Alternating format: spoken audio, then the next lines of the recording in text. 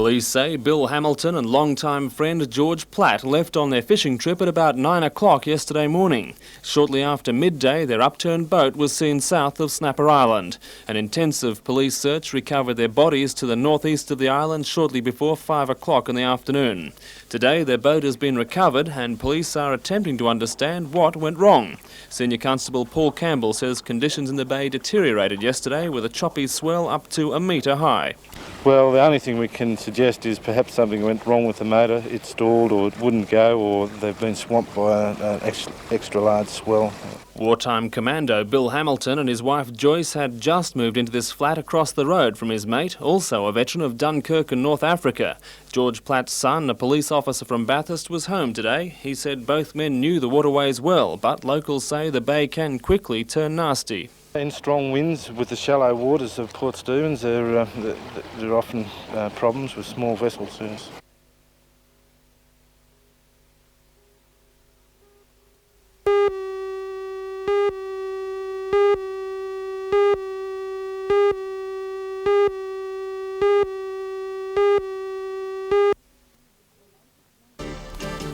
The latest major vessel to enter the Newcastle floating dock was lifted today. It's been 2 months since the dock has been used in this way, but the new operators are brimming with confidence about the future use of the facilities. For all the news, join us tonight at 6.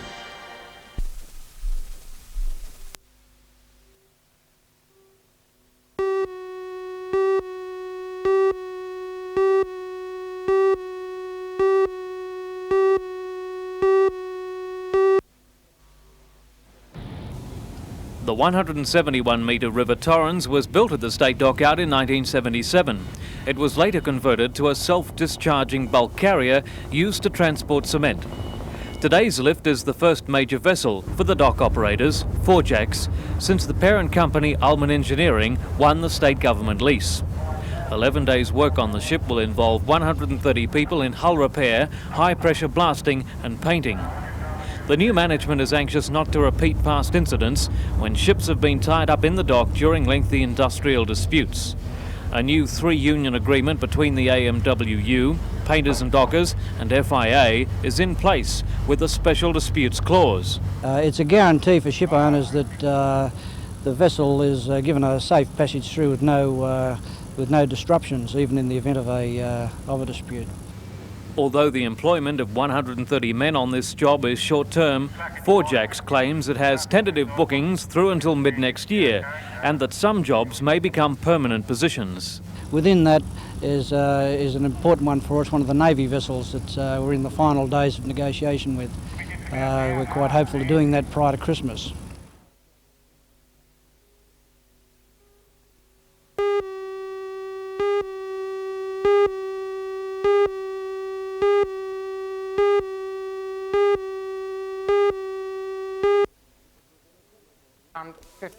It was a receptive audience at the day's joint meeting made up almost entirely of local businessmen. On the issue of privatisation, Andrew Haye applauded Mr Hawke's attempts to get caucus to agree to his plans, but warned that consensus usually means an unacceptable compromise which satisfied the lowest common denominator. It's absolutely necessary that we privatise if we're to make our economy more efficient. Is there any area of government monopoly that you would like to see not privatised? No, I don't think there's any area which should not be on the privatisation list.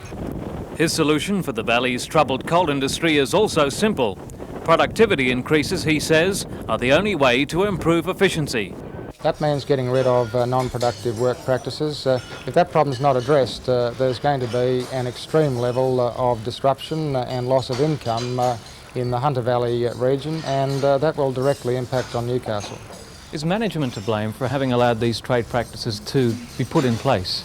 Yes, I think management has to carry part of the blame for work practices, but in the end they have been forced on companies by predatory trade unions with a political agenda that have no regard for future employment growth. Mr Hayes' 4-point plan for the Australian economy includes privatisation, with deregulation to promote competition, a reform of the tax system, abolishing the wage fixing system and big cuts in government spending. his main targets being social welfare, Medicare and tertiary education.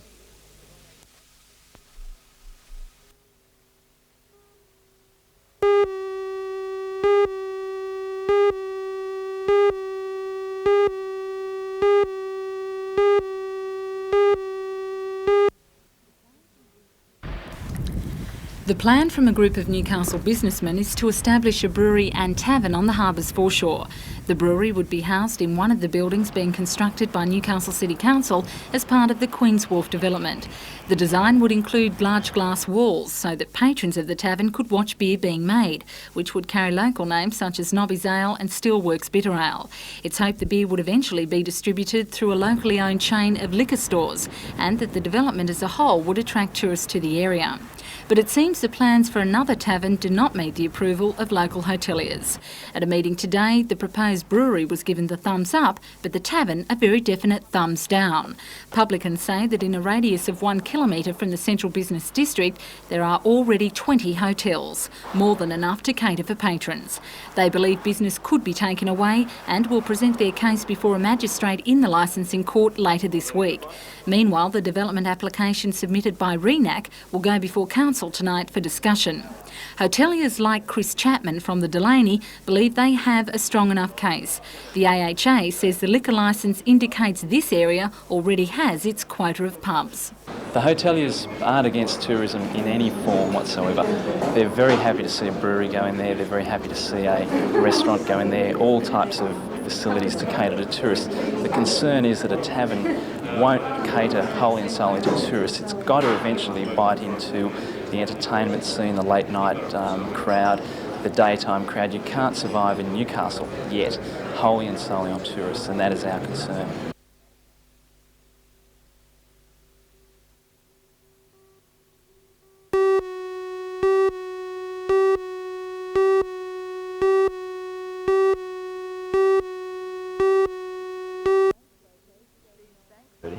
These bank photos show the man police believe has been responsible for 4 armed hold-ups in the Newcastle district in the past 3 weeks.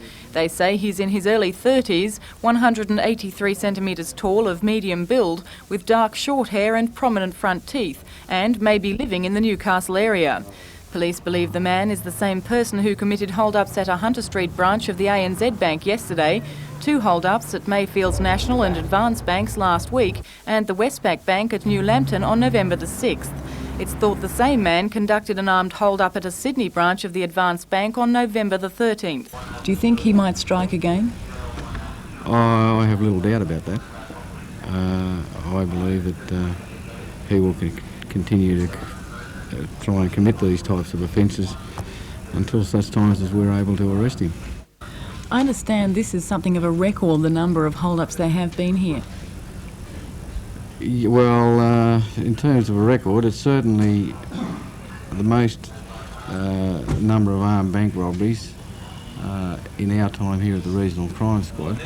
Meanwhile, Senior Sergeant Burke says police have also identified the person responsible for an armed hold-up at the Commonwealth Bank at Jesmond in September. He says leads are also being followed into other hold-ups in the district during the past 3 weeks.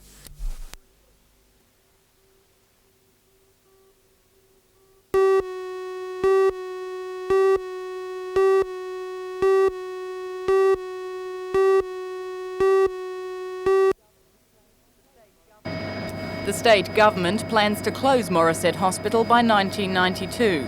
The Newcastle City Council wants Health Department assurance that patients from wards 14, 17 and 21 won't be moved to the Mental Health Services Hunter site in Watt Street, Newcastle.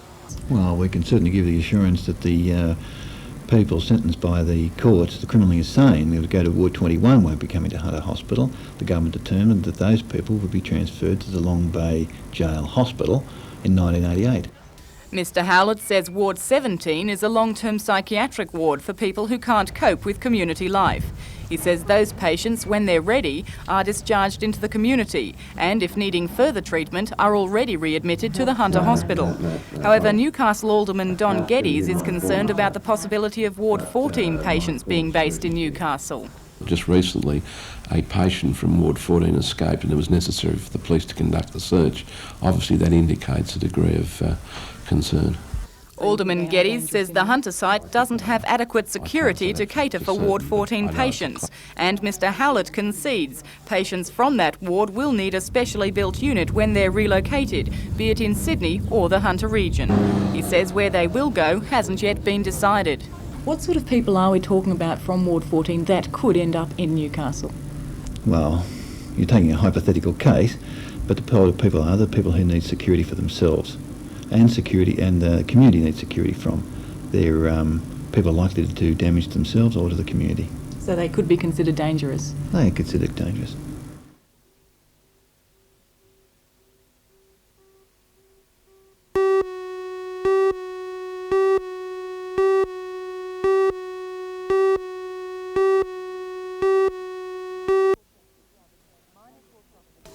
Miners walked off the job at Drayton Colliery more than a week ago over a dispute concerning a tub allowance. They agree that the allowance of $10.25 per worker only involves a small number of people, but miners fear it could be the tip of the iceberg. According to Kevin Odgers from the combined mining unions, the company simply stopped paying the allowance about a week ago. Today, about 240 miners gathered outside the mine to work out a future strategy. They voted overwhelmingly to stay out on strike indefinitely. Mr Odgers denied that they are being inflexible during an economic downturn. We gave a third of our bonus back to the company. Our bonus here was $168. We gave $68 back. Our bonus now is $100. So the blokes have bled pretty heavy, and there's other conditions on the side here that we've agreed to with changes that possibly haven't cost anything as far as monetary is concerned, but it has cost a lot. They've given a tolerance time, it used to be 20 minutes, back to 10 minutes. So the blokes have bled, and they believe they've bled enough. There's no blood left, and they're going to fight, and they're going to fight till the day they die to not let any other conditions be eroded. But according to Drayton management, the unions had agreed 2 months ago to 19 changes to work practices. Foregoing the tub allowance was included in one of these agreements.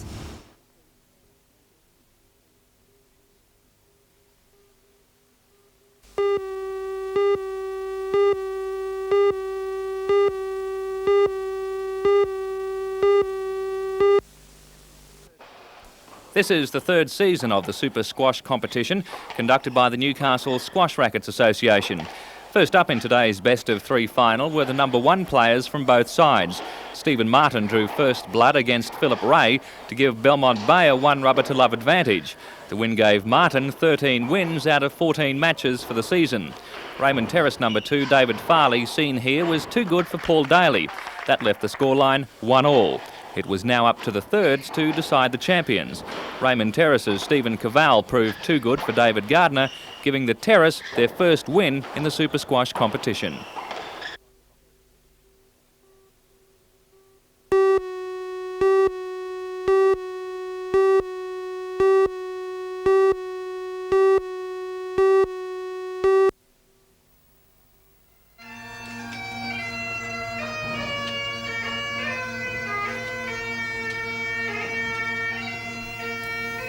Today's ceremony at Stockton's Fort Wallace was one of remembrance for those who didn't return from a war which many wanted to forget. In all, 19 soldiers from this region were killed in Vietnam. Last October, 35,000 returned servicemen proudly marched in Sydney's official Welcome Home parade. For the soldiers who never made it back to Australian soil, 500 flags took their place in the ranks, never to be forgotten by their comrades. Today, the Newcastle Vietnam Legion, with the help of 130 Signal Squadron, handed over the commemorative flags. It was an emotional occasion for the families. Nola Fry lost her 21-year-old son in a war which took the country he fought for more than 2 decades to recognise. Well, I think it's wonderful on behalf of the Vietnam men to think that the boys have been remembered and that they carried a flag for them in the march, in the parade in Sydney. Will the flag now take a special position in your home? It certainly will, yes.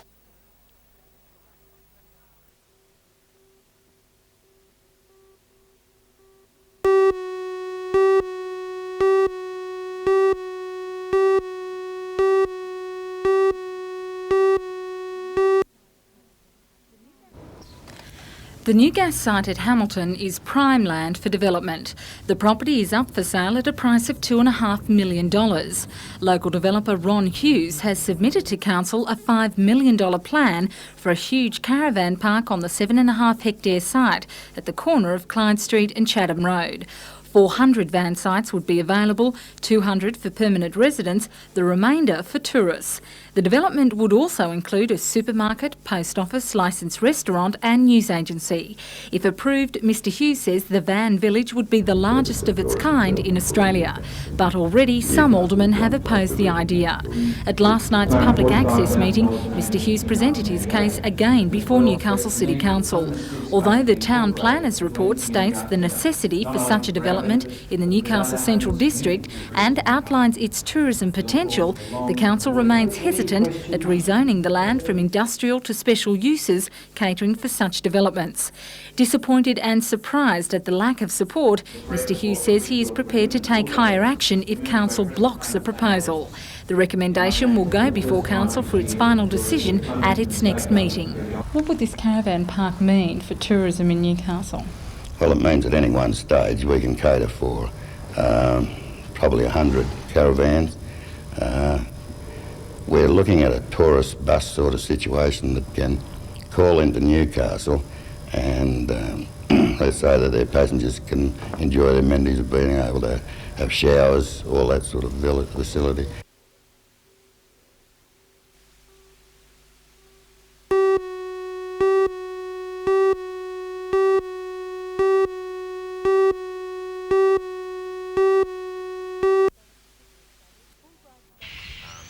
Fulbright scholarships were established in 1946 by the United States government to foster understanding between the US and Australia through an educational exchange. Awarding 2 scholarships to the foundation marks a departure from tradition. The scholarships have, in the past, gone one at a time to tertiary institutions. It's a feather in the cap of the Research Foundation. According to Charles Belts from the Educational Foundation, it's also a chance for Australia to improve the quality of its tourism research. What has been done tends to be on the basis of how much money they bring into a particular area, how it helps a particular economic situation. But very little has been done in terms of researching the amenities to which tourism will respond. He says the research should have a practical application in the Hunter. If it fulfills its promise, it should help both in the planning for creating the kind of facilities, amenities, provisions in the Hunter region that will attract people, but it will also yield a better understanding of what makes tourists, both national and international, decide to go to particular places. Mr Belts believes government instrumentalities could use the research to avoid ad hoc planning of tourism ventures.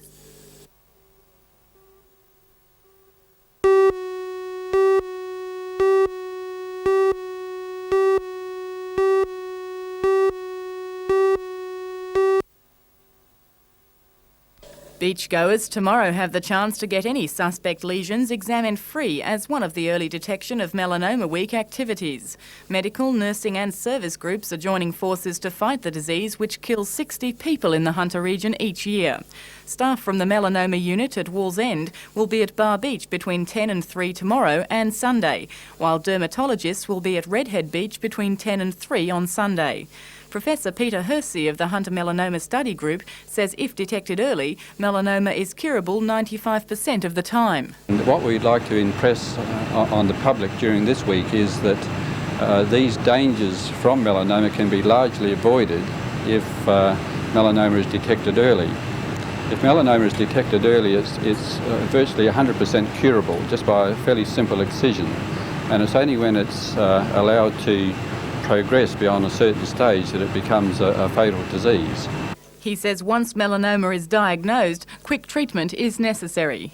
I think that if anyone is concerned about their lesions on their skin, that they should certainly see their general practitioners before. One would like to see them be able to have their lesions inspected within 1 or 2 weeks. Certainly 2 months might be far too long. Professor Hersey says people should regularly check their skin for any changing pigmented lesions. Apex is also fighting the disease and hopes to raise $1 million across Australia by August next year for research. The $1 million is held in the trust for which a deed is already struck, and then the interest from that will be granted as requested by groups such as the Hunter Melanoma Study Group, so that we see the money going regionally as well as from the capital cities. Do you think in the past that hasn't always been the case? I believe that's probably the reason why there are so few regional study groups, yet we're convinced that so often that's where the discoveries can come.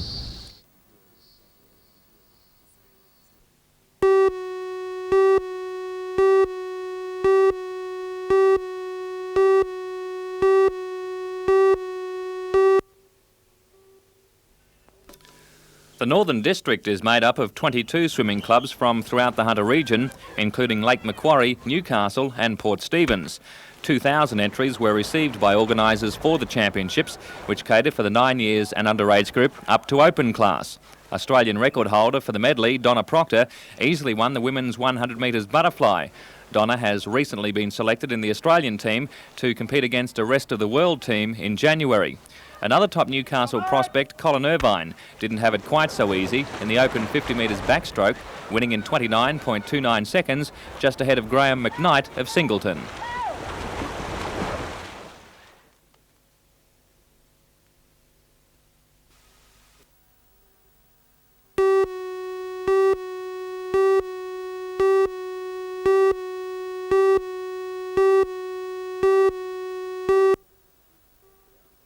The Newcastle Hebrew congregation includes about 40 committed followers, while many more enjoy a less formal association. A number of honorary guests attended today's Jubilee luncheon, but pride of place went to Israeli Consul General Zvi Gabay. This is his first visit to Newcastle, just one of many centres he visits each year. With the success of Prime Minister Hawke's appeal to the Soviet Union for the release of 2 Jewish families, Australia's relations with Israel are under a spotlight. The Consul says Israel appreciates the Prime Minister's sympathy, but on matters closer to the Middle East, he says external interference won't help. I don't believe that beyond the peace that we have reached between Israel and Egypt, and just recently we celebrated the 10th anniversary of the visit of President Sadat into Israel. I don't believe that any foreign power outside that region can really bring about a peace, continuation of the peace process, unless the parties involved in the Middle East will do so.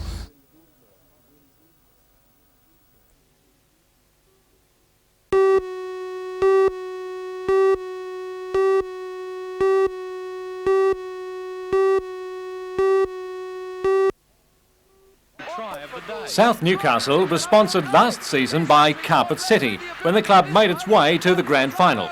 And once again, Carpet City will be sponsoring Souths in the 1988 Newcastle League season. Carpet City's managing director, Ray Knight, says with the Newcastle Knights playing in the Sydney competition next year, sponsorship such as those from his company will help ensure the strength of the Newcastle competition. There's been some talk about the demise of the district competition in Newcastle. We wouldn't like to see that happen. We'd like to, along with sponsors of other clubs, be sure that the district clubs can be used as a breeding ground for young players who eventually may go on and play in the New South Wales competition with the Knights or whoever. But if we can help to keep these clubs strong along with other sponsors, we'd feel as though we've done a pretty good job for Newcastle and South Newcastle.